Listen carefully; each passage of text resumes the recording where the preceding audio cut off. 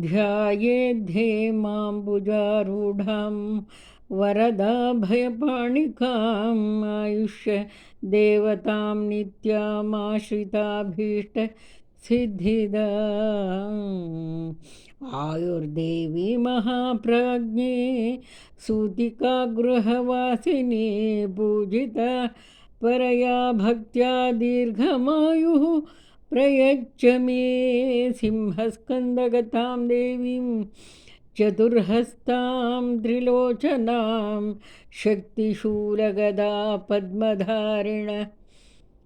धारिणीं चन्द्रमौलिकां विचित्रवस्त्रसंयुक्तां स्वर्णाभरणभूषितां सिंहस्कन्धगतां देवीं चतुर्हस्तां त्रिलोचनां सिंहस्कन्दगते देवी सुरासुरसुपूजिते प्रभावत्यब्धके सङ्घे आयुर्देवी नमोऽस्तु ते।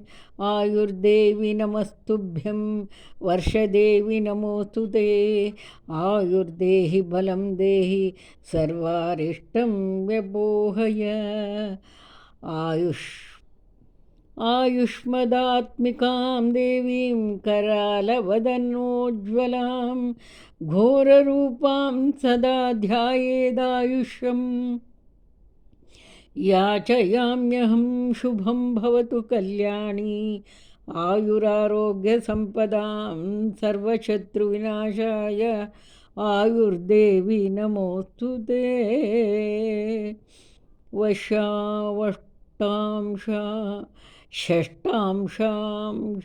षष्ठांशां प्रकृतैः सिद्धां प्रतिष्ठाप्य च सुप्रदां चापि शुभदां दयारूपां जगत्प्रसूं देवीं षोडशवर्षां तां शाश्वतस्थिरयौवनां बिम्बोष्टीं सुदतीं शुद्धां शरश्चन्द्रनिभाननां नमो देव्यै महादेव्यै सिद्ध्यै शान्त्यै नमो नमः शुभायै देवसेनायै आयुर्देव्यै नमो नमः वरदायै पुत्रदायै धनदायै नमो नमः सृष्ट्यै षष्ठांशरूपायै सिद्धायै च नमो नमः मायायै सिद्धयोगिन्यै आयुर्देव्यै नमो नमः सारायै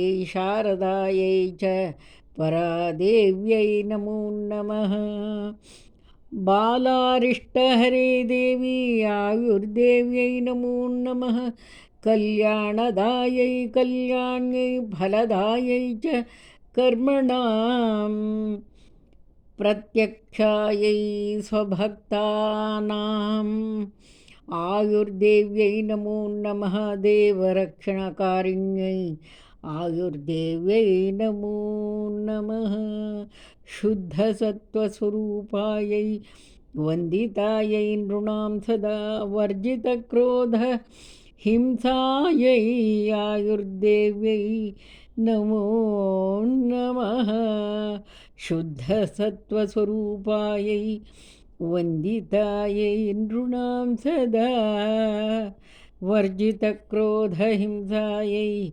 आयुर्देव्यै नमो नमः। इति श्री आयुर्देवी स्तोत्रं सम्पूर्णम्। सन्मङ्गलानि